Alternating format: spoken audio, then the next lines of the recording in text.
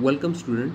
In this class we will discuss about the effect of a conformation on reactivity in a cyclic compounds. Okay, cyclic compound discuss करने वाले हैं.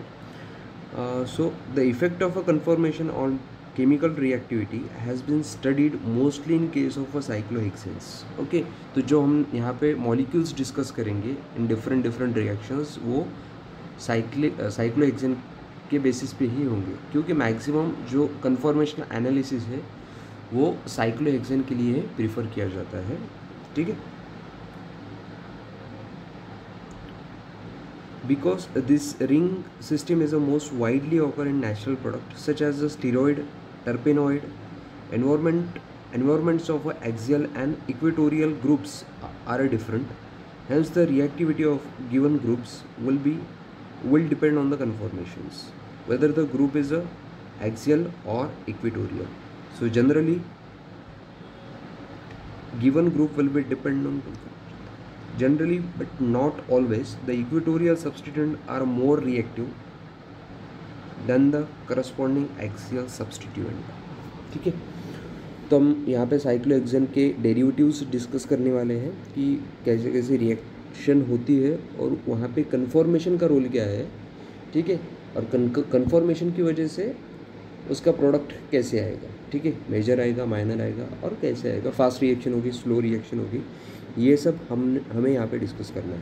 ठीक है, तो सबसे पहली रिएक्शन होगी सब्स्टिट्यूशन रिएक्शन, जिसके ये दो एग्जाम्पल लिए हमने. So this are the example for the substitution reaction. Substitution reaction क्या होती है? एक ग्रुप को लगाना और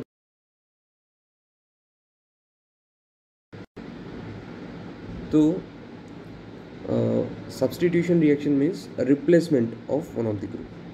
तो यहाँ पे देखिए जनरली हम यहाँ पे देख सकते हैं कि SPH है जो सल्फ़र एंड फिनिल. ठीक है, सल्फ़र फिनिल जो ग्रुप है यहाँ पे अटैक कर रहा और Br को निकाल दे रहा. यहाँ पे भी वैसे ही सल्फ़र फिनिल जो ग्रुप है यहाँ पे अटैक कर रहा और ये Br को निकाल दे रहा. But the difference in this both, ठीक है, यहाँ पे Br कौन से पोजीशन पे है? एक्सियल पोजीशन पे है, एक्सियल पोजीशन पे है. और इस मॉलिक्यूल में Br एट इक्वेटोरियल पोजीशन. ठीक है, तो as per our conformational analysis the chair form is a more stable form of cyclohexane. ठीक है, as per this we will take this chair form and now we want to discuss the which product is major product in between this. ठीक है, जहाँ पे एक side में जो Br है वो एक्सियल पे है एंड दूसरे मॉलिक्यूल में Br है इक्वेटोरियल पे है. तो जो Br है एक्सियल पे होता है, Br जो ब्रोमीन होता है वो एक्सियल पोजीशन पे होता है एंड इक्वेटोरियल पोजीशन पे होता है. उन दोनों का जो एनवायरनमेंट है वो डिफरेंट होगा. ठीक है, हमने जो साइक्लोहेक्सेन है वहाँ पे डिस्कस किया है इक्वेटोरियल एंड एक्सियल डिफरेंटली. जो प्रोटॉन्स होते हैं वहाँ पे वो भी डिफरेंट होते हैं. ठीक है, NMR में उस प्रोटॉन का केमिकल पोटेंशियल भी देखा था, तो डिफरेंट होता है एंड डिफरेंट नेचर होने की वजह से वो रिएक्शन भी डिफरेंटली देगा. ठीक है, तो जो एक्सियल ब्रोमीन होता है वो 1,3 डायएक्सियल इंटरेक्शन करेगा. ठीक है, और इक्वेटोरियल जो ब्रोमीन है वो 1,3 डायएक्सियल इंटरेक्शन नहीं कर पाएगा. ठीक है, so due to it will show 1,3 diaxial interaction, this conformation is quite unstable than this. ठीक है, तो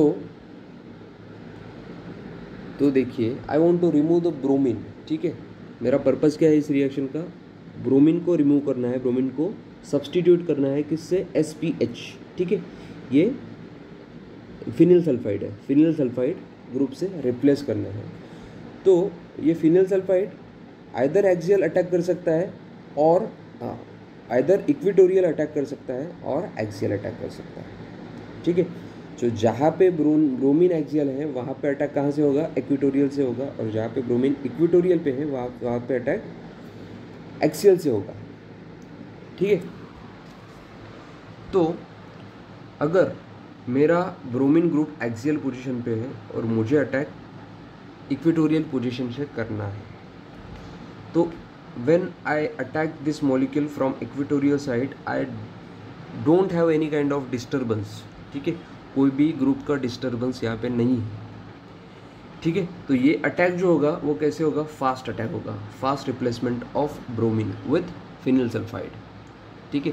but in case of this conformational isomer, यहाँ पे क्या हो रहा है, ये जो हमारा फिनिल सल्फाइड है एक्सियल पोजीशन से अटैक कर रहा है, but it having some kind of disturbance because of this 1,3 diaxial protons, ठीक है। ये प्रोटॉन होने की वजह से यहाँ पे सब स्टेरिक रिपल्शन होगा, एंड इस स्टेरिक रिपल्शन की वजह से वो जो हमारा फिनिल ग्रुप है वो अटैक करेगा, बट क्वाइट स्लोली करेगा, ठीक है, स्लोली करेगा because of this steric interaction. तो ये जो रिप्लेसमेंट होगा वो कैसे होगा, फास्ट होगा, और ये रिप्लेसमेंट जो होगा वो कैसे होगा, स्लो रिप्लेसमेंट होगा। तो SN2 रिएक्शन होगी यहाँ पे। SN2 reaction takes place more readily with axial substituent than with equatorial substituent. For example SN2 reaction of a thiophenoxide, ठीक है, इसे बोलते हैं थायोफिनॉक्साइड ions with a 4 tertiary butyl cyclohexyl. These are the example for 4 tertiary butyl cyclohexyl, ठीक है, 4 tertiary butyl cyclohexyl bromide,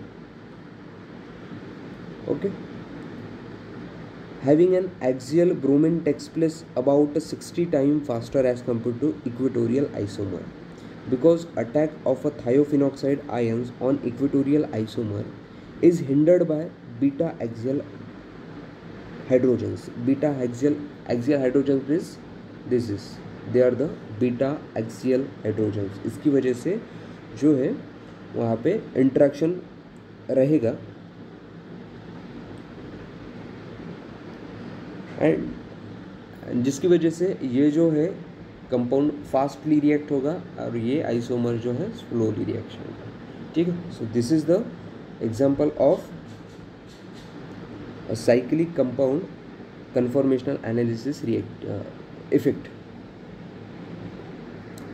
next अभी SN1 reaction discuss करनी है। So this are the example for SN1 reaction, this are the example for SN1 reaction.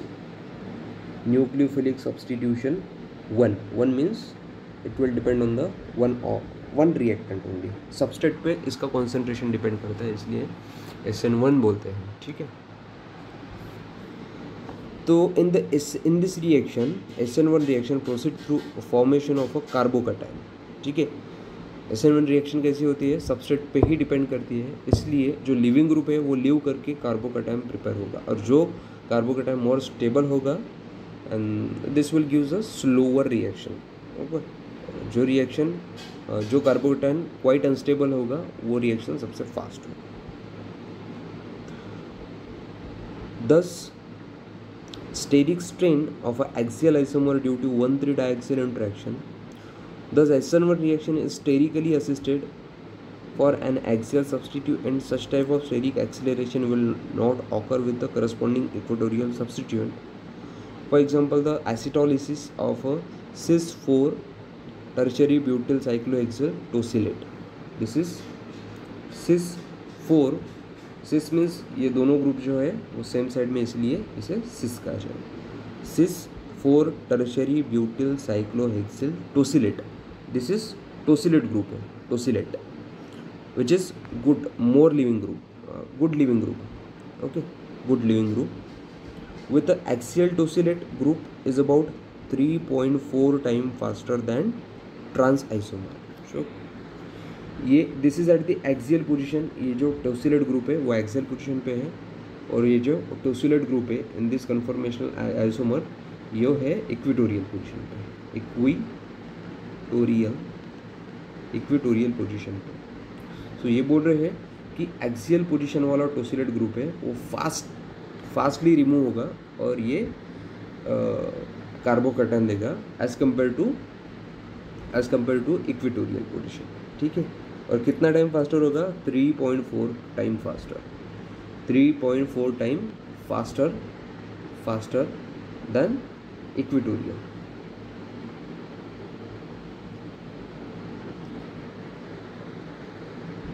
And क्यों, यहाँ पे ये 1,3 डायक्सियल interaction कर रहा है, सो जो कि अनस्टेबल है, ठीक है। अनस्टेबल की वजह से वो क्या होता है, रिएक्शन फास्ट होता है टू गेन अ स्टेबिलिटी। यहाँ पे वो ऑलरेडी स्टेबल है, इसलिए जो रिएक्शन है वो क्वाइट स्लो देगा। This is the next reaction, esterification and hydrolysis। esterification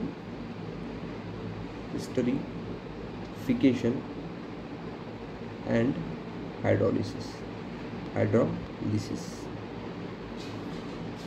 So these are the example for esterification and hydrolysis.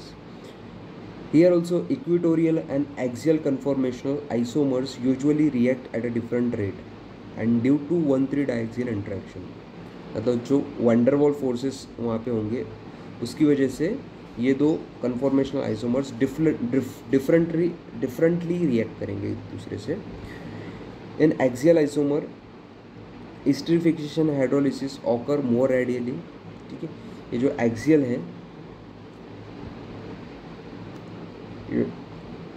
जो एक्सियल आइसोमर है वहाँ पे, सॉरी ये एक्सियल नहीं है, this is the axial isomer, ठीक है, axial Easter.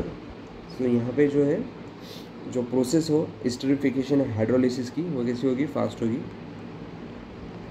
And this will gives slower esterification and hydrolysis।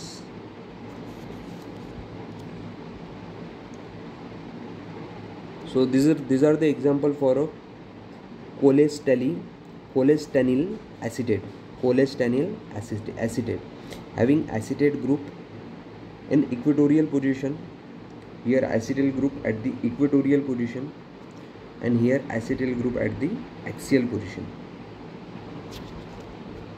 saphonifies more readily than epiclolestanil acetate having acetate group at axial position, ठीक है।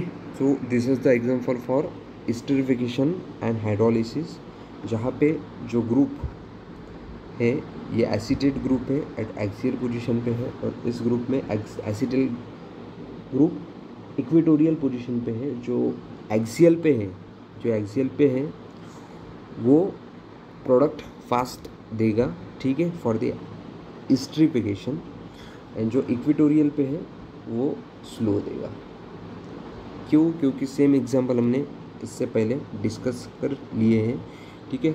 ये बिकॉज ऑफ एक्सियल पे होगा, इसलिए इसका 1,3 डायक्सियल इंटरेक्शन ज़्यादा होगा और वो अनस्टेबल होगा, और अनस्टेबल की वजह से इसे बहुत फास्टली स्टेबिलिटी गेन करने का जो है उसको गेन करनी रहेंगी, ठीक है।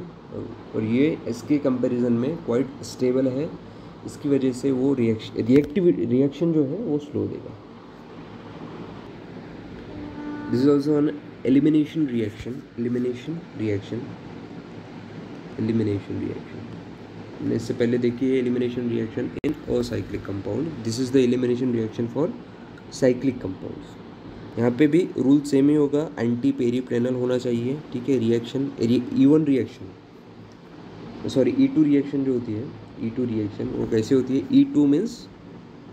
E2 मीन्स जहाँ पे जो कॉन्सेंट्रेशन है, रिएक्शन की concentration substrate as well as catalyst पे भी डिपेंड करेगा, ठीक है। यहाँ पे मतलब बेस भी है, तो बेस एंड रिएक्टेंट दोनों पे कॉन्सेंट्रेशन डिपेंड करेगा, ऑर्डर डिपेंड करेगा, इसलिए हम बोलते हैं E2 reaction, elimination 2 reaction.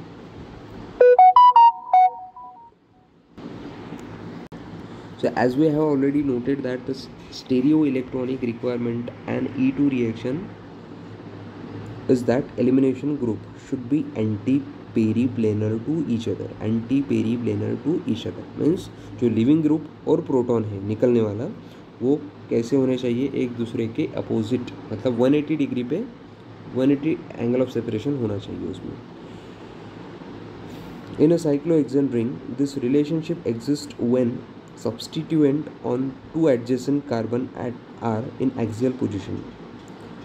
An example of a elimination reaction which is forced to occurs through an unfavorable conformation in the dehydrohalogenation of a methyl chloride by action of a sodium ethoxide in ethanol as a solvent.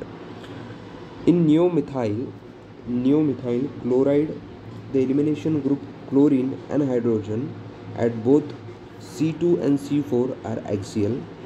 Thus, it radially undergoes elimination to give product.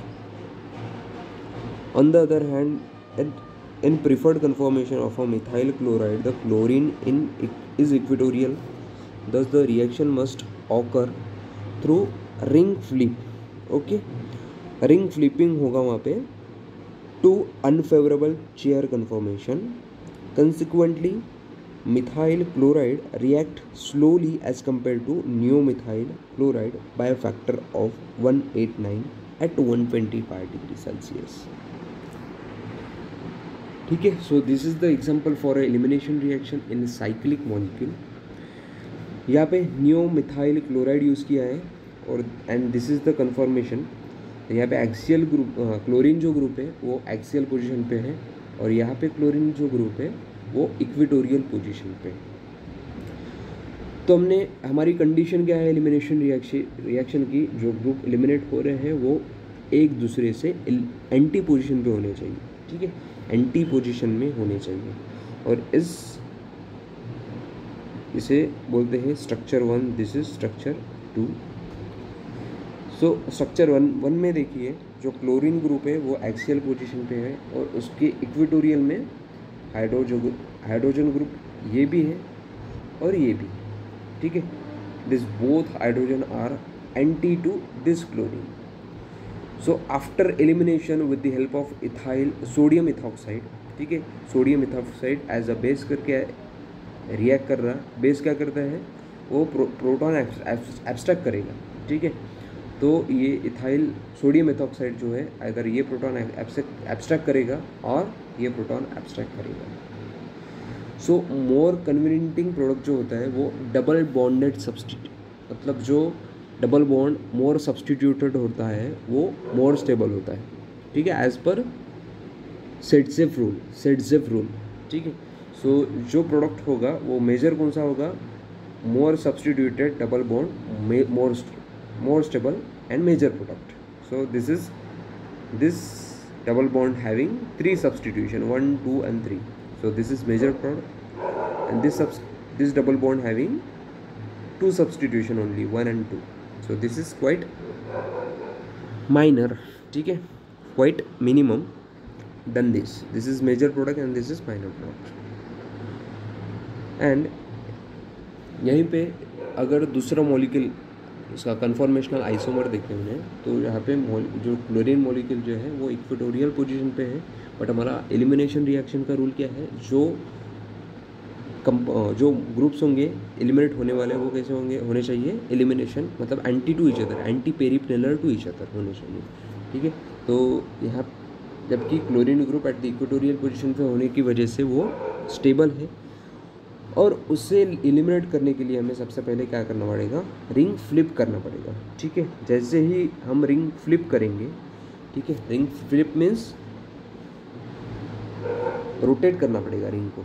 ठीक है, तो हम यहाँ से ऐसे rotate कर रहे हैं, ये रोटेट हो रहा है, मतलब ये जो ग्रुप है वो इस पोजीशन पे आएगा, ये जो ग्रुप है वो इस पोजीशन पे जाएगा और ये जो ग्रुप है यहाँ पे, ये जो ग्रुप यहाँ पे ऐसे रिम को फ्लिप करना होता है। और जैसे ही फ्लिपिंग करेंगे, ठीक है, जैसे ही फ्लिपिंग करेंगे जो ग्रुप एक्सियल पे होगा वो ग्रुप इक्वेटोरियल पे आएगा, जो ग्रुप इक्वेटोरियल पे होगा वो ग्रुप एक्सियल पे आएगा। ठीक है, ये रूल पता होना चाहिए। तो यहाँ पे जो क्लोरीन ग्रुप है अभी इक्वेटोरियल पे है और इसे फ्लिप करने के बाद वो कहाँ पे आ रहा है, एक्सियल पे आ रहा है। और ये ग्रुप जो है वो इक्वेटोरियल पे है, ये भी फ्लिपिंग के बाद एक्सियल पे आ रहा है। ठीक है, तो अभी हम यहाँ पे इस स्ट्रक्चर में एलिमिनेशन जो ग्रुप है वो इजीली प्रोसीड कर सकते हैं। तो फिर से वैसे ही लेंगे sodium ethoxide as a base, but इस क्लोरीन के पास एंटी में जो प्रोटॉन है वो सिर्फ एक है। ठीक है, एंटी में जो प्रोटॉन है सिर्फ एक है, यहाँ पे कोई दूसरा ग्रुप अटैच्ड है जिसे ये बेस निकाल नहीं सकता। ये बेस क्या करेगा, सिर्फ प्रोटॉन को एब्स्ट्रैक्ट कर सकता है। ठीक है, इस हाइड्रोजन को सिर्फ एब्स्ट्रैक्ट कर सकता है, ठीक है, इसलिए ओनली वन प्रोडक्ट इज़ 100%, ठीक है। ये जो प्रोडक्ट होगा ये सिंगल प्रोडक्ट यहाँ पे मिलेगा। बट ये रिएक्शन कैसी होगी, यहाँ पे बहुत बड़ा मैकेनिज्म हो गया, ठीक है। सबसे पहले फ्लिपिंग हो रहा, ठीक है, उसके बाद एलिमिनेशन होगा। तो ये जो रिएक्शन है ये स्लो होगी, ठीक है, स्लो होगी, और ये रिएक्शन जो है वो कैसे होगी, फास्ट होगी। So this is the elimination reaction in cyclic molecule. So this is also one of the example of cis elimination and trans elimination, ठीक है। यहाँ पे जो टोसाइलेट ग्रुप है वो एज अ लिविंग ग्रुप करके काम कर रहा है, ठीक है, और सेम प्रोसीड होगा जैसे हमने क्लोरीन का देखा था वैसे ही यहाँ पे भी होगा। जो OTF मतलब टोसाइलेट ग्रुप जिसे हमने कहा है वो एक स्ट्रक्चर में कहाँ पे है, इक्वेटोरियल पे है और एक पे एक्सियल पे है। तो देखिए यहाँ पे इसके एंटी पेरिप्रेनल एक हाइड्रोजन है, ये भी एक हाइड्रोजन है, मतलब 2 हाइड्रोजन्स हैं, ठीक। एंड इसके पेरिप्रेनल मतलब एंटी पे कौन से हाइड्रोजन्स है, कोई दिख रहे हैं, no hydrogens are there still, ठीक है। इसे फ्लिप करवाना पड़ेगा, ठीक है। आफ्टर फ्लिपिंग वो क्या होगा, जो टोसाइलेट ग्रुप इक्वेटोरियल पे है वो एक्सियल पे आएगा और उसके पास फिर कोई 2 मतलब यहाँ वाला और यहाँ का एक प्रोटॉन वो एंटी आएगा, ठीक है। जैसे ये वाला प्रोटॉन इक्वेटोरियल पे है और ये भी ये एक्सियल और एक इक्वेटोरियल पे है। जैसे ये फ्लिपिंग करके ये वाला ग्रुप एक्सियल पे आएगा, ले आना है, ठीक है। एक्सियल पे ले आने के बाद जो प्रोटॉन से एंटी होंगे वो ही प्रोडक्ट देंगे, ठीक है। एलिमिनेशन रिएक्शन प्रोसीड होगा, यहाँ पे डायरेक्टली हो रहा है, ठीक है। यहाँ पे रिंग फ्लिपिंग की ज़रूरत नहीं है। तो ये वाला fast cis isomer undergoes fast elimination and trans isomer undergoes slower elimination. Next, molecular rearrangement reaction on the cyclohexane, ठीक है। So there are numerous examples of a molecular rearrangement where the conformation governs the product formation. As an example, let us discuss the pinocol rearrangement. Pinocol rearrangement of 1,2-dimethyl 1,2-cyclohexane diol. Okay, 1,2-dimethyl 1,2-cyclohexane diol. This is the example. For 1,2-dimethyl 1,2-cyclohexane diol, the cis isomer of this diol on the treatment with the acid undergo a methyl shift to give 2,2-dimethyl cyclohexanone. Okay, cis isomer. Okay, ये जो isomer है, जैसे हमने यहाँ पे acid add किया, ठीक है, acid undergoes a methyl shift to gives a 2,2-dimethyl cyclohexane, whereas the corresponding trans isomer undergoes ring contraction to gives a cyclopentane derivative. मतलब इस आइसोमर में क्या हो रहा है, अपना जो H+ है वो H+, ये जो hydroxyl group at the axial position है ये एब्स्ट्रैक्ट करेगा और ये H+ जो है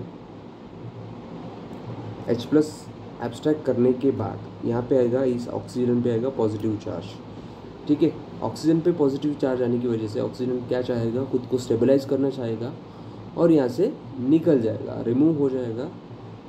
और रिमूव होने के बाद यहाँ पे क्या होगा, एक कार्बोकटन फॉर्मेशन होगा एंड कार्बोकटन फॉर्मेशन की वजह से रीअरेंजमेंट होगी, ठीक है। ग्रुप्स की रीअरेंजमेंट होगी, वो कैसे होगी, यहाँ पे भी एक हाइड्रोक्सिल ग्रुप है, एक ऑक्सीजन एंड OH। तो ये जो बॉन्ड है ये शिफ्ट होगा यहाँ पे, ये शिफ्टिंग की वजह से जो मिथाइल ग्रुप है कार्बोकटन पे शिफ्ट होगा, ठीक है। और यहाँ पे ऐसा प्रोडक्ट फॉर्मेशन देगा, ठीक है। 2 methyl group are at this position and carbonyl group का फॉर्मेशन होगा। तो इसे बोलते हैं हम लोग साइक्लोहेक्सेनोन, ठीक है, साइक्लोहेक्सेनोन। इस रिएक्शन को क्या बोलते हैं, पिनोकोल रीअरेंजमेंट। तो यहाँ पे जो एक्सियल पोजीशन पे हाइड्रोक्सिल ग्रुप्स है, सिस में वो this will gives this kind of product.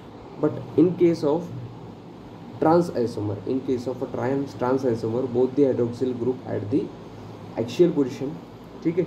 यहाँ पे एक्सियल पोजीशन पे मिथाइल ग्रुप था, इसकी वजह से वो रीअरेंज हो रहा था, वो शिफ्ट हो रहा था कार्बोकेटाइन पे. But in case of this both the methyl groups eight the equatorial position, both the methyl groups eight the equatorial position and hydroxyl group at the axial position, ठीक है. तो एक जो हाइड्रोक्सिल ग्रुप है वो क्या करेगा, प्रोटॉन एब्स्ट्रैक्ट करेगा, और दूसरा क्या होगा, वो रीअरेंज होगा, ठीक है. If suppose here this proton, एक मिनट, in this isomer this proton abstract by this hydroxyl group, यहाँ पे प्रोटॉन एब्स्ट्रैक्ट होने की वजह से क्या होगा, ऑक्सीजन पे पॉजिटिव चार्ज आएगा और ऑक्सीजन खुद को स्टेबलाइज करने के लिए यहाँ से रिमूव हो जाएगा, और इसकी वजह से वहाँ पे आएगा कटायन, ठीक है, कार्बो कटायन. सो इसकी फिर रीअरेंजमेंट होगी. अभी अपना इस कंपाउंड में मिथाइल ग्रुप एक्सियल पे होने की वजह से मिथाइल ग्रुप शिफ्ट हो रहा था, बट अभी इक्वेटोरियल पे है, इसकी वजह से मिथाइल ग्रुप शिफ्ट नहीं हो सकता, इसकी वजह से रिंग कॉन्ट्रैक्शन होगा, ठीक है. ये ग्रुप यहाँ पे शिफ्ट, ये बॉन्ड ब्रेक हो पे यहाँ पे अटैच करेगा, ठीक है, और इस तरीके की 6 मेंबर रिंग से 5 मेंबर रिंग में रिंग कॉन्ट्रैक्शन होगा, ठीक है. So this kind of effect on reactivity of a cyclohexane on different conformation are given here. So this is the rearrangement reaction. In this reaction cis isomer were taken and trans isomer. ये कौन से conformational isomers है, ठीक है, conformational isomers, जहाँ पे 2 CH3 groups हैं, एक एक्सियल पे है और एक इक्वेटोरियल पे है. 2 हाइड्रोक्सिल ग्रुप, एक एक्सियल पे है, एक इक्वेटोरियल पे है. इसे हम बोल रहे हैं cis isomer, and this will give direct reaction. मतलब मिथाइल ग्रुप है यहाँ पे शिफ्ट हो रहा है, और यहाँ पे क्या हो रहा है, रिंग का कॉन्ट्रैक्शन हो रहा है, क्योंकि मिथाइल ग्रुप क्या है, इक्वेटोरियल पे है, स्टेबल पोजीशन पे है. इसकी वजह से जो अरेंजमेंट होगा, रीअरेंजमेंट होगा, वो कैसे होगा, रिंग का कॉन्ट्रैक्शन करके होगा. This is the simple reaction of a molecular rearrangement. Now next is a neighboring group participation देखेंगे हम लोग. And this is the example for a neighboring group participation reaction. In the neighboring group participation, the group participating as a neighboring group must be in the position to attack from just opposite side to living group. A very good example of a neighboring group participation is acetylysis of a trans 2-iodocyclohexyl brosylate, which undergoes 2.7 into 10 to the power 6 2.7 into 10 to the power 6 times faster, 6 times faster than cis isomer, faster acetylysis than cis isomer, in which iodo group can attack from backside. So these two are conformational isomer. In this iodines and OBS group जो है वो anti peripheral to each other है, and in this molecule OBS and iodine group are in cis position. तो हमें neighbouring group participation के लिए क्या role है, जो लिविंग ग्रुप है, ठीक है, ये नेबरिंग ग्रुप है अपना, और ये लिविंग ग्रुप है, ठीक है, गुड लिविंग ग्रुप है. ये कैसे होने चाहिए, एंटी पेरीपेरल टू ईच अदर, ठीक है. बट जबकि यहाँ पे कैसे हैं, दोनों सिन पोजीशन में हैं, यहाँ पे एंटी में है, यहाँ पे सिन में है. तो जो एंटी में है वो रिएक्शन प्रोसीड करेगा with the help of lone pair. Iodine पे जो लोन पेयर होंगे वो अटैक करेंगे इसके जो यहाँ पे होंगे molecular orbital, sigma star molecular orbital, ठीक है. यहाँ पे अपने लोन पेयर देगा, इसकी वजह से ये जो बॉन्ड है ये ब्रेक करके निकल जाएगा, और यहाँ पे होगा ट्राईसाइक्लिक ट्रांजिशन स्टेट फॉर्मेशन होगा.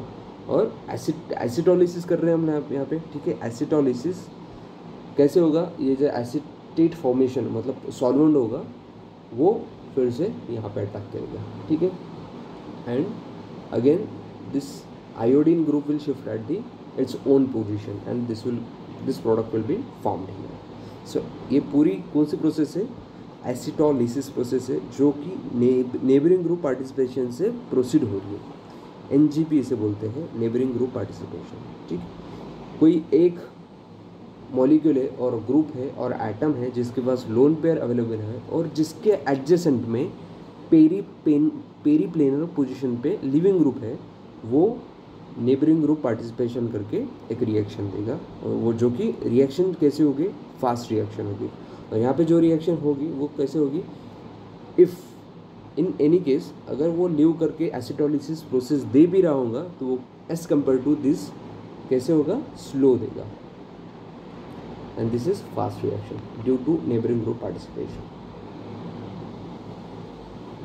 This is the similar example for neighboring group participation reaction. Here also OH group having, OH means oxygen group, यहाँ पे जो ऑक्सीजन ग्रुप के पास लोन पेयर्स होंगे और यहाँ पे Cl ग्रुप जो है वो as a good leaving group act कर रहा है। ठीक है भी गुड लिविंग ग्रुप और वो ऑक्सीजन के एंटी में है। ठीक है, ऑक्सीजन के एंटी में है तो इट हैविंग मतलब एलिजिबल है कि नेबरिंग ग्रुप पार्टिसिपेशन रिएक्शन के लिए एलिजिबल है ये कंडीशन। ठीक है, तो ये क्या करेगा, फिर अपने लोन पेयर लेगा और यहाँ पर अटैक करवाएगा। इसकी वजह से जो क्लोरीन ग्रुप है वो निकल जाएगा और हमें दिस काइंड ऑफ एपॉक्साइड मिलेगा। ठीक है, ये एपॉक्साइड मिलेगा कहाँ पे, ये एपॉक्साइड मिलेगा। जबकि ये अगर एग्जांपल लें वहाँ पे OH ग्रुप कैसे है, इक्वेटोरियल पे आके है और क्लोरीन ग्रुप है जो एक्सियल पे है, वो रिएक्शन नहीं देगा और देगा भी तो भी slow reaction, undergo very slow epoxidation and this trans isomer will undergo fast epoxidation formation, epoxide formation. And this is our last reaction, that is oxidation. In this reaction the reactions having no stereoelectronic requirement also display rate difference between reaction of an axial and equatorial isomer. For example, oxidation of both cis and trans 4 tertiary butyl cyclohexanol with the chromic acid gives the same ketone. In preferred conformation, the cis isomer जो X isomer है वहाँ पे वो axial hydrolysis group which is removed in oxidation to allow the relief from the van der Waal strain। मतलब जो 1,3 डायक्सियल interaction होगा with the beta hydrogens वो वहाँ पे ज़्यादा होगा। ठीक है, कहाँ पे, सिस आइसोमर पे। ठीक है, इसकी वजह से अनस्टेबल मतलब unstability makes reaction fast and stability will makes reaction slower. तो ये जो रिएक्शन है, एक मिनट, ये जो रिएक्शन, ये जो आइसोमर है वो कौन सा ट्रांस आइसोमर है, यहाँ पे हाइड्रोक्सिल ग्रुप कहाँ पे है, इक्वेटोरियल पोजीशन पे है। मतलब यहाँ पे 1,3 डायक्सियल इंटरेक्शन कम होगा, इसकी वजह से वो जो मॉलिक्यूल है वो स्टेबल होगा। और यहाँ पे जो सिस आइसोमर है वहाँ पे हाइड्रोक्सिल ग्रुप, देखो हाइड्रोक्सिल ग्रुप कहाँ पे है, एक्सियल पोजीशन पे है, जो कि यहाँ पे 1,3 डायक्सियल इंटरेक्शन कर रहा है। ठीक है, वैन डर वाल फोर्स मतलब स्टेरिक इंटरेक्शन होगा, इसकी वजह से वो मॉलिक्यूल जो है वो अनस्टेबल होगा और unstability will reaction make faster. जबकि वो अनस्टेबल है वो रिएक्शन फास्ट देगा। ठीक है, और ये स्टेबल है, इसके लिए इसलिए जो रिएक्शन कैसी होगी, स्लो होगी, ऑक्सीडेशन रिएक्शन। ठीक है, सो हाइड्रोक्सिल ग्रुप का ऑक्सीडेशन करेंगे तो क्या मिलेगा, फिर एसीटोन मतलब कीटोन ग्रुप मिलेगा, कीटोनिक ग्रुप। सो यहाँ से हम फास्टली रिएक्शन प्रोसीड कर सकते हैं as compare to this. So this is the conformational analysis. Reactivity मतलब जो इफेक्ट है, कन्फॉर्मेशन का इफेक्ट है ऑन रिएक्टिविटी, दिस विल हमने यहाँ पे कौन से रिएक्शंस देखे हैं, molecular rearrangement, oxidation, acetolysis, neighbouring group participations, elimination reaction proceed हुआ था। ठीक है, सब्स्टिट्यूशन रिएक्शन भी देख लिया हमने। तो ये सब हमें यहाँ पे कंप्लीट कर रहे हैं ये portion was a conformational analysis. ठीक है, इसके बाद नेक्स्ट टॉपिक शुरू करेंगे इन नेक्स्ट क्लास।